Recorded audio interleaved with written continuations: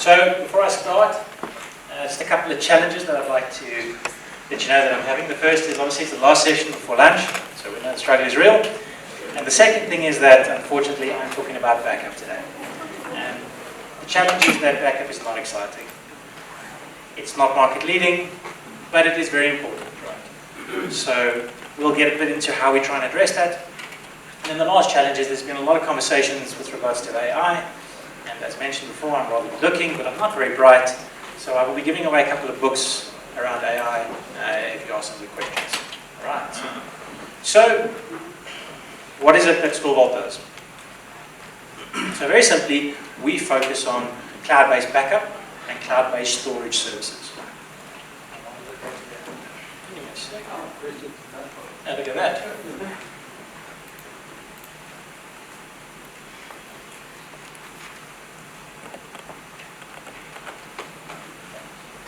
Alright, so we'll talk a little bit around StorVault, we'll talk a little bit around the message, and then we'll talk a little bit around the offerings, right? So what we're about is we're about simplified cloud-based backup, which is flexible and affordable, secure and reliable. Now, the challenge when we talk about backups these days is that from a technology perspective, there's very little that differentiates all of the technologies.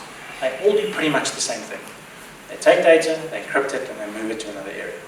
There are some slight differences on the high ends or on the low ends, but for the most part, it is what it is. So we sat down and decided, well, how can we stand out or create a differentiator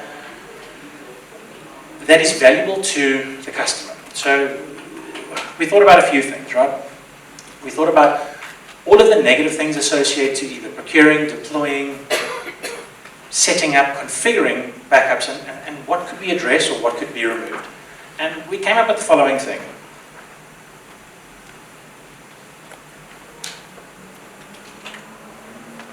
If we could address these 4 points, they should be valuable to anybody.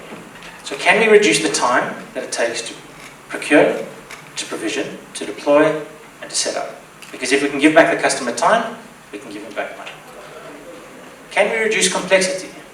So currently as it stands, often people introduce a lot of complexity to make their product sound good, or to make themselves sound intelligent. But complexity creates time delays, it creates confusion, it creates anxiety. So can we eliminate that? The third part is choice. Now, this is probably a little bit not what you're expecting, because most people are going to want to expand the choice that they give customers. We're going in the other way. There's quite a lot of literature that says that choice is actually not such a good thing, and I'll give you my most famous analogy. So, you go to the shop because you need tomato sauce, right? And you walk in and there's one flavor, one brand, and you're happy with the price that it is. So you grab it off the shelf, you put it in the basket, and you go and pay. The next week you need tomato sauce again. You go to the same shop, and now there are 3 options. There's a more expensive one, and there's a cheaper one. Now the first thing that happens is that you pause. Time delay. Because now you are considering, do I spend more money and buy a better product, or do I save money and buy a cheaper product? So that's the first thing, there's a time delay. Then the second thing is anxiety will creep in. I mean, it's tomato sauce, so it's a pretty big decision, right? So the first thing is, well, what if I buy a more expensive product and it's no better? Or I buy a cheaper product, I save money, and it's not good. Right. So then the anxiety creeps in. And then no matter which choice you make, whether you go with the one that you purchased before, or you go with below or above, you will always be left wondering, have I made the right decision? Okay. So what we try and do then is we try and eliminate that. We will give what we think is the best option for the customer. There are limited options which cover everything. So from that perspective, we felt that was valuable to the customer. And then the last is going to be risk. How can we reduce risk to the customer? And risk can be addressed in a few ways. There's going to be a risk, obviously loss of data, but there's going to be a risk of being locked into a contract. There's going to be risk about something that you've purchased that is no longer valid or valuable to the direction that your company is going, or maybe there's been a downside and you're tied in. So how can we address all of these things? So we came up with a very simple message, and we try and live by this day to day. So easy to use. If the product is easy to use, easy to deploy, easy to configure, then the customer will save a lot of time.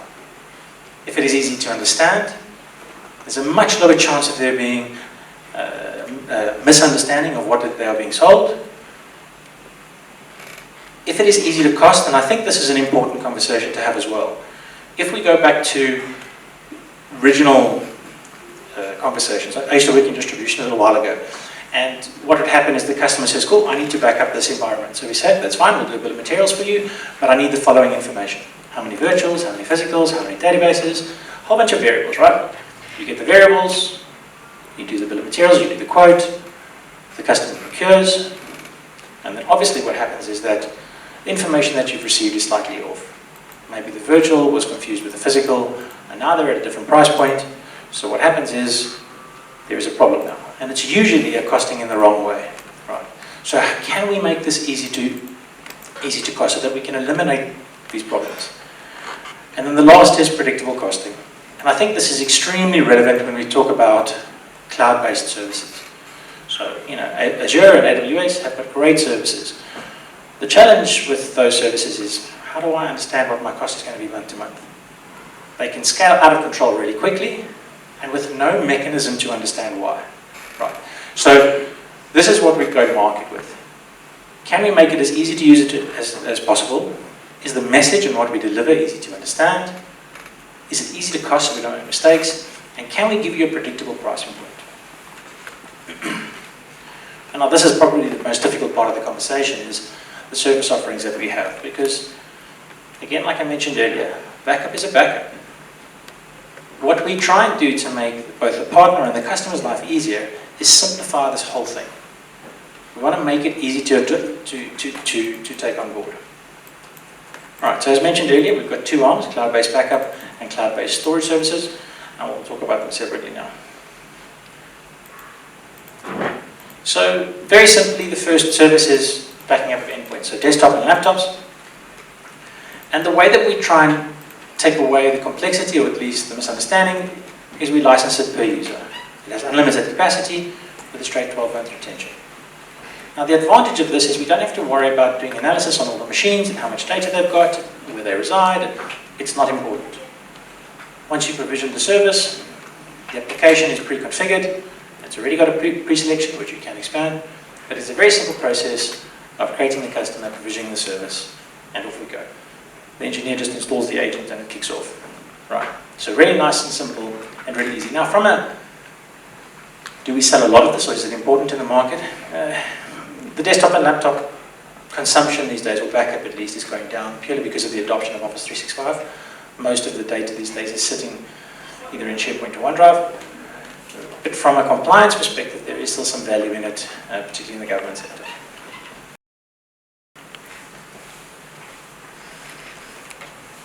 Probably the most relevant service that we have at the moment is the backup of Office 365. Now, often there is a question about, well, why do I need to back up Office 365? It's already in the cloud. It's sitting in Microsoft Azure. What's going to go wrong? And there's what they call a shared responsibility rule, which is they will be responsible for providing the service and making sure that it is available. But you are responsible for protecting your data. Right. So just to give you a quick example, if you were to delete an email or something, or SharePoint or OneDrive, often people think OneDrive is a backup. What would happen is it would go into the recycle bin, and 30, 60 or 90 days later, it is removed forever. So we back it up for three primary reasons. The first reason is protection against unintentional malicious deletion of data. I think it's around 90% of our requests are due to unintentional deletion of data, and then the rest falls into malicious and malware, right? The second is going to be from a compliance perspective. We're taking another copy of data, encrypting it, and putting it somewhere else.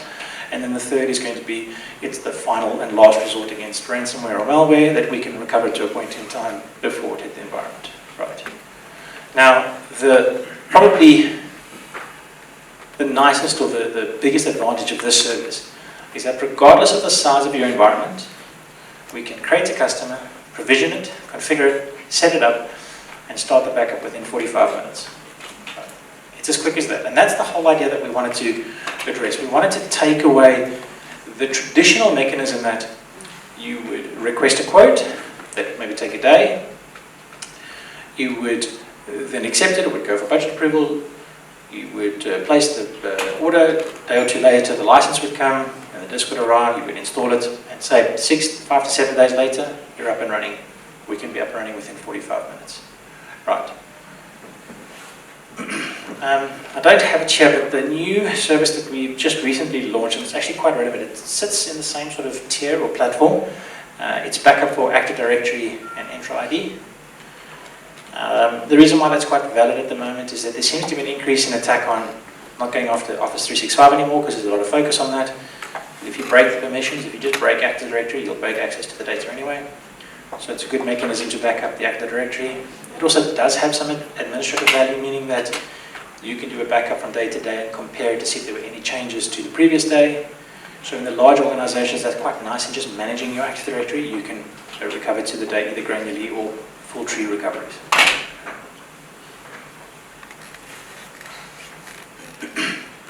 Actually, I don't like that. So obviously from a compliance perspective, both the endpoints and the Office 365 really work well together. We do have a backup for Office 365 e-discovery option as well. What that does, it's a very limited requirement within the space at the moment, but that's to do additional searches for legal or litigation purposes. If there is a sexist remark or an email or a racist remark that is sent through on email, you could do a particular search for words from certain people to certain people, collected in a particular way, and that is presentable in court. So this does help you assist with that. Then the last backup service is just the traditional backup of the server. And again, we want to make this as simple as it possibly can. We care about how many servers you want to back up, and we care about how much capacity needs to be backed up. And that is it. Right. Now, why we've seen such a big uptake in cloud-based backups these days is not that big. Okay, so cloud-based backup is that from a compliance perspective, you need to have a copy of your data off-site. Right. Now, the traditional mechanism is to write to tape. And it's not that tape is bad. Tape is actually really good. It's reliable, it's cost-effective, it's secure, it's a really good service. The problem is it's the human that is the issue. They require somebody to go and label tapes, mark them, exchange them, transport them securely, keep them safe, make sure they're in correct rooms. So it's not the actual technology that's at fault, it's the human being. So from a cloud-based perspective now, we get the off-site copy, but it is fully automated. So from an error perspective, it is lowered completely. Right. And again, we don't worry about if it's physical, if it's virtual, if there's a database. We don't worry about what type of backup you want to do, whether it's going to be an image, a VMR, a database, a flat file. It makes no difference to the costing, and it makes no difference to the way that we address it.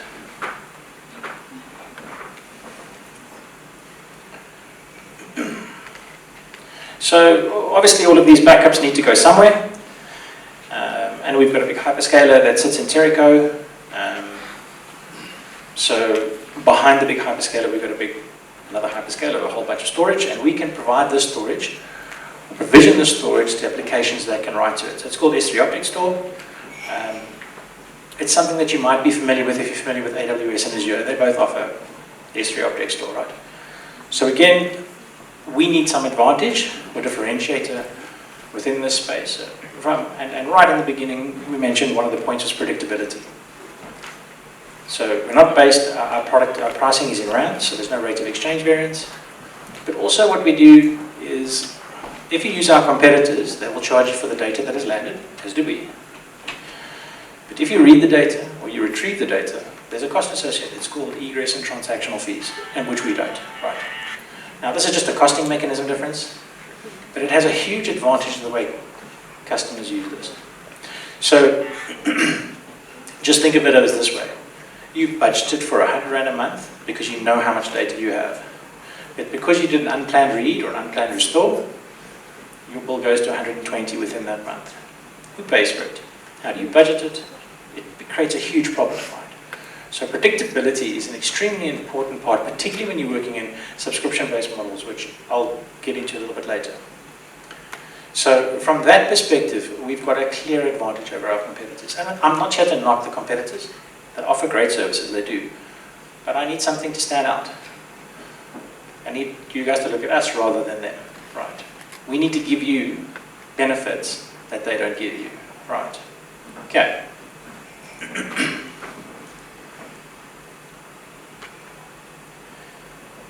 Then the last service we offer, it's quite neat. It's a little bit different for us.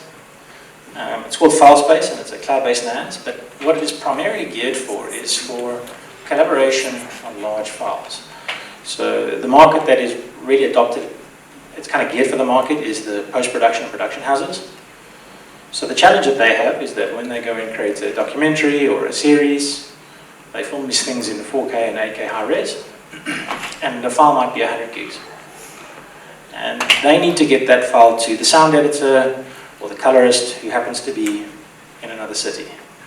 Now, you can't email it. If it's big enough, sometimes you can Dropbox it, but it's pretty clunky. WeShare is also a problem, so you can FTP it again, but it's very clunky. So generally what they do is they put it on hard drives and they transport it down, right?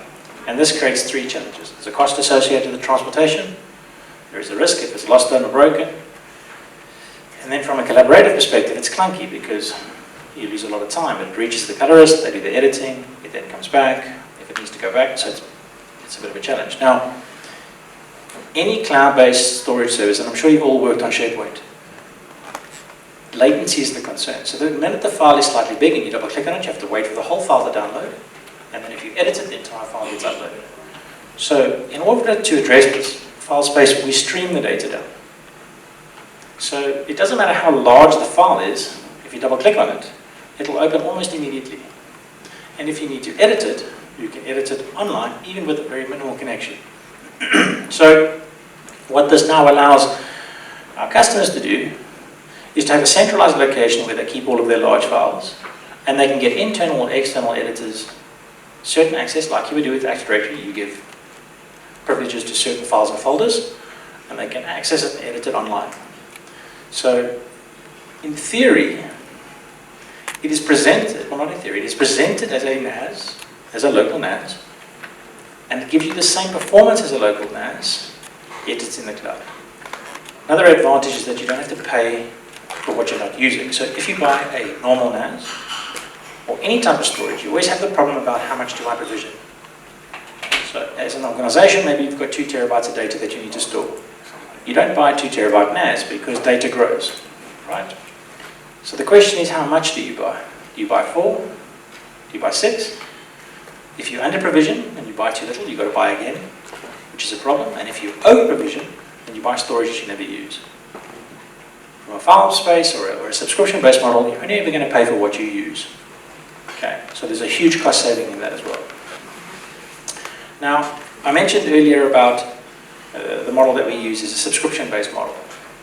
So we do month-to-month, no contractual obligation services, right? Now there are 2 mechanisms out there at the moment. One is a consumptive-based mechanism, and the other one is subscription.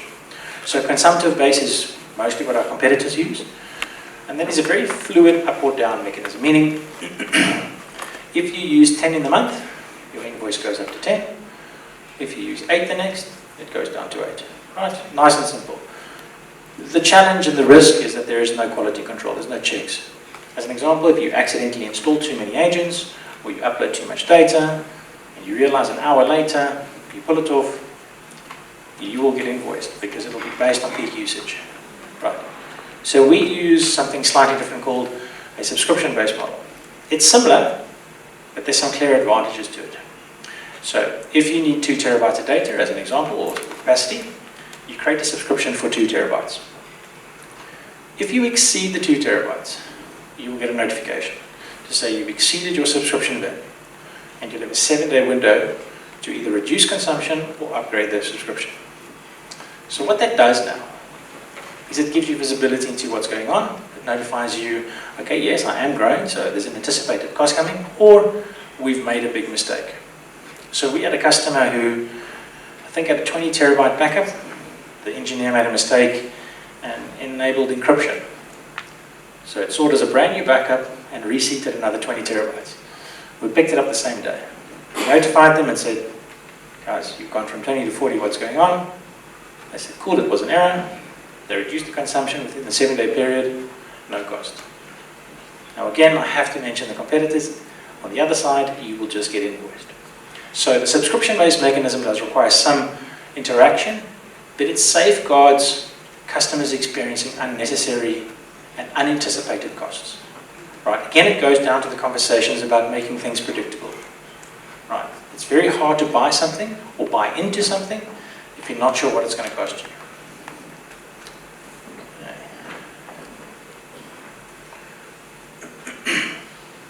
So just a couple things as well. Localized support in data centers. Deployment is quick and easy and settled up with minimal disruption. Management console, so it's a centralized management console with all of the services that we provide. Transparent pricing, no hidden fees, it's a big thing for us. And then obviously we need to be compliant and certified, because even if all the other things are really good, if we don't tick those boxes, we're kind of dead in the water before we start. Alright, so again, just to highlight and reiterate what it is that we do. We just do cloud-based backup and cloud-based storage services, and the whole idea is to simplify and take away the risk for the customer in order to deploy these services. And I think that is me. Any questions?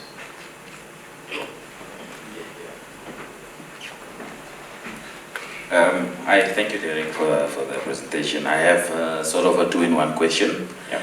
Firstly, how difficult is it to test the products and then move to full production after testing? That's the first question. The second question is how hard is it to get out of the contract, and what is the hard cap should I need to move data back after the contract is cancelled? Thanks, it's good questions. So firstly, any of the services come with a 30-day POC. So on provisioning the service, you get a 30-day POC. It goes straight into the live production.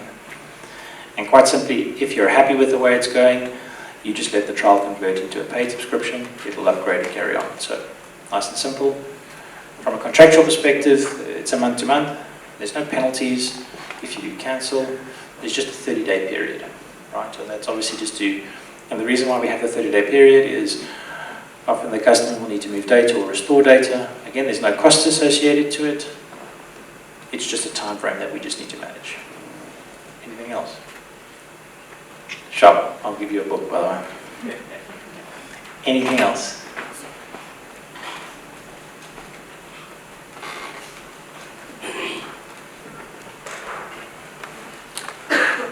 How much control does the owner have, or how sure are we that you're not going to share our data with somebody else, either intentionally or some other tech guru would get into your server and access our data? Yeah, okay, cool. So the service is a fully multi-tenant service. So what that means is that when each tenant is created, all of their information will be encrypted with a particular encryption key, and that is given to that particular customer. So even us, I can't see what is being backed up. I have no access to the data.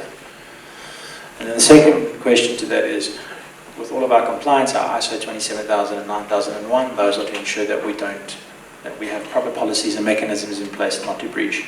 So, yeah, we have no access to your information. I can see that it is being consumed, but I have no idea what it is. And the same with the reseller. Right? The reseller is there just to provision the service for you, but you will receive an encryption key. That encryption key will get loaded into the application, and only the administrator that can log into it on your side will have view to the information. Okay. So even though we don't own it, but even though it's sitting on our kit, we can't see it. Okay. And if I were to share it, so if we were to copy and paste it, it would be in an encrypted form, which would mean nothing to anybody. Okay. And that's just a standard thing, the way all backup applications work. Right, it's not unique to us, and it's there to address that exact question. Okay. I just wanted to say, from the security and compliance aspect, I saw that you follow ISO 27001 principles.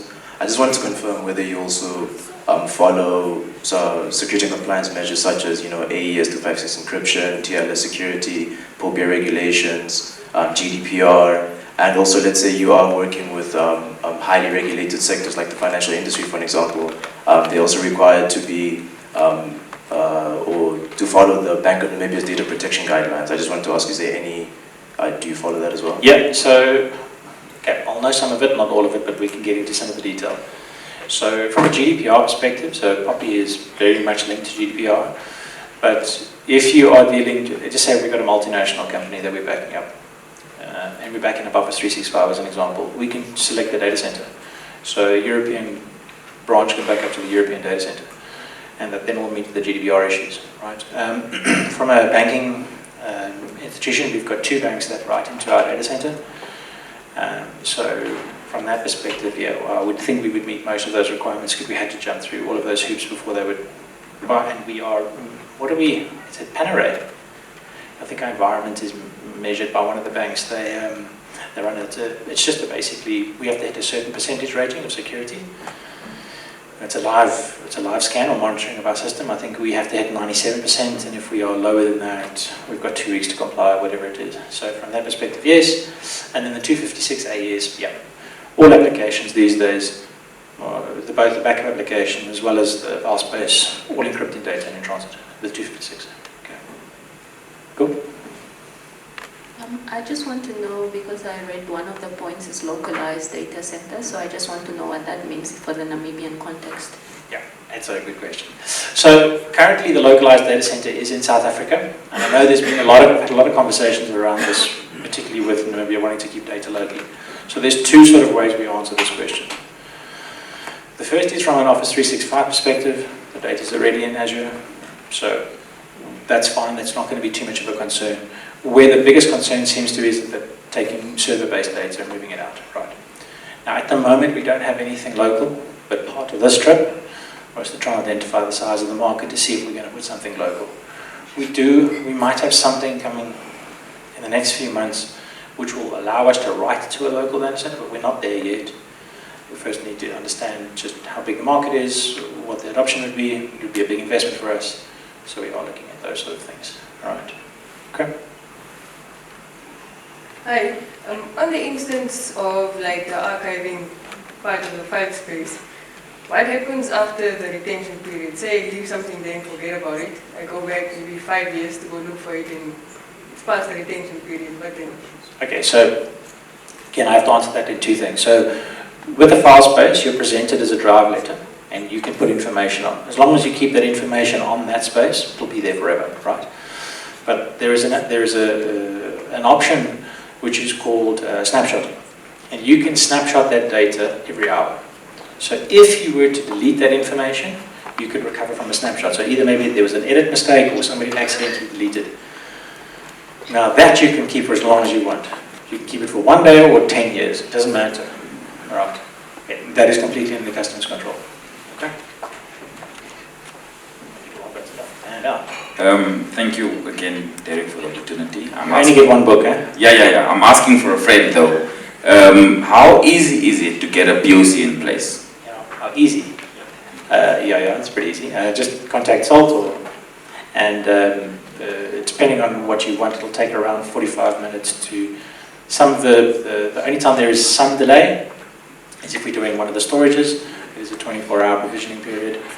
Just reach out to SALT. They can set you up pretty much immediately, and you'll be good to go. There's no difficulty. And the reason for that is just to give some context, it's an MSP-based model. So everything is there. All we do is create the tenant, provision the service, and start VFC. So it's effectively available immediately. Okay. Anything else? Happy days? Yep. Are you good? One-on-one. Okay, that's fine. Cool. Thanks, everybody. Appreciate the questions. Thank you very much.